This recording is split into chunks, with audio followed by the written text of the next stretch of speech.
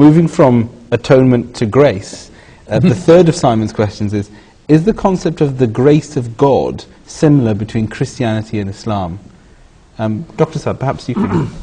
Yes, I think grace of God, if we understand it to be a gift from God, it is unearned or unmerited merit or favor of God. So it is something that is totally undeserving, and it impacts on the undeserving nature of the recipient and the generous nature of the giver. So in that wider concept, the grace of God is something that envelops everything around us. Islam does in fact talk about the attributes of Allah in very much greater detail, and the promised Messiah alayhi salam has shed light on this and has said that there are 4 main attributes of Allah called the mother of all attributes, and from them emanate all the different attributes of Allah. And from these attributes we also understand God's grace, and His grace encompassing different matters. His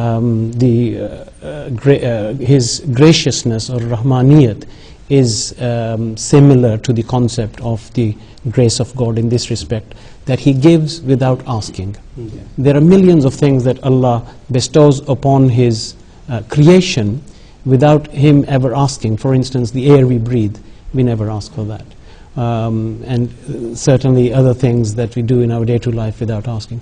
But Islam and the attributes of Allah go one step further in that God's grace also encompasses merits for deeds that you do. So this is an important distinction that we should also understand from the subject of grace of God, that there are other things that we earn by doing whatever God has commanded us to do, and trying in His way to obtain these. I think this point just Dr. Saab has mentioned is very valid point, very conclusively mentioned there, that there are so many blessings of Allah Almighty which we receive, all of us, even Muslims and non-Muslims also receive that without asking for those things. Another aspect of that is without any effort doing for that. Yes. Without any effort on their part, Allah Almighty is gracious because He is Rahman. That is one of His attributes out of those attributes. So these 2 attributes indicate Rahman and Rahim, the mercy of Allah Almighty. Rahman means He gives without asking and without any effort on the part of the people. Out of His own graciousness, God Almighty provides, just like the milk, for example. When the child comes into this life, maybe the birth takes place in a desert. Allah Almighty has made the arrangement within the body of the mother that the newborn baby is immediately able to have the milk. So this is one example of the gracious God. And on the other side, there are things for which people have to strive.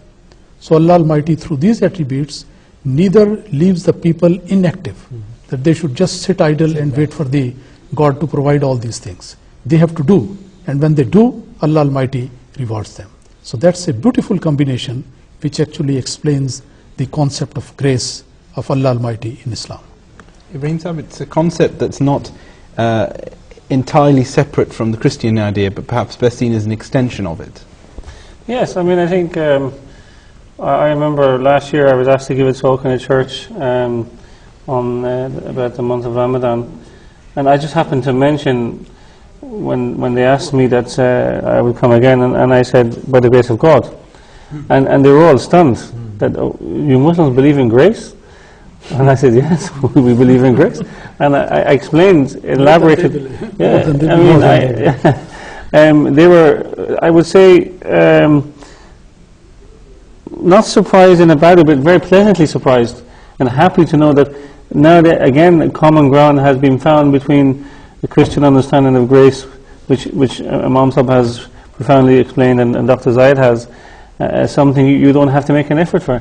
And they were quite happy to see that in Islam we had a similar teaching. And I remember telling them that they shouldn't be surprised, because the same God which was spoken to Hazrat Isa Islam has spoken to Hazrat Prophet Muhammad.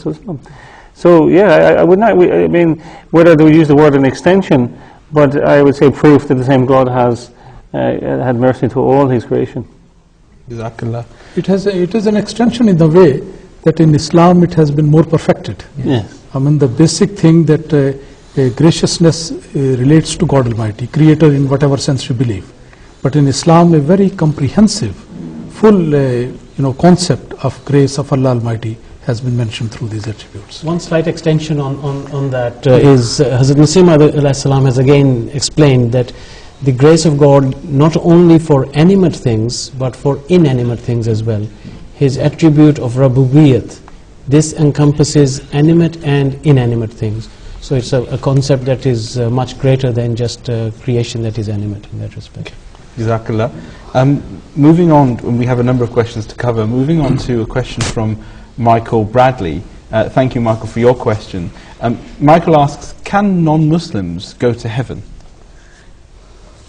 Well, it's a very important question, and people generally ask what will happen to that.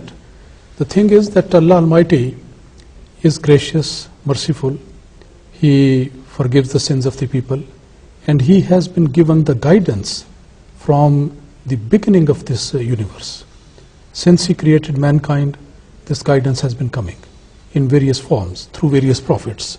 So Allah Almighty has always been giving some recipe for going into paradise, to become among those people who are forgiven and loved by Allah Almighty.